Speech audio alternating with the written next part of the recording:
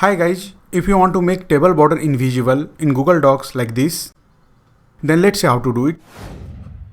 If you have any Google Docs table like this and you want to make table border invisible, for that, first of all, select everything inside the table and then click on this three dot more icon.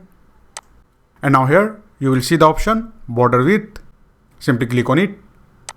And here simply select the border width 0. And the table border will be invisible. You can see the table border is invisible now and the table is as it is. You can see. Let's see one more time. I have another table here.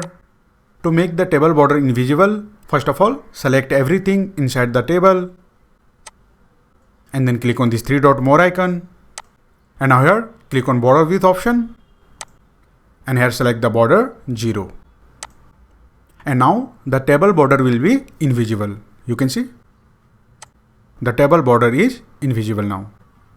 So that's it guys. This is how you can easily make the table border invisible in Google Docs.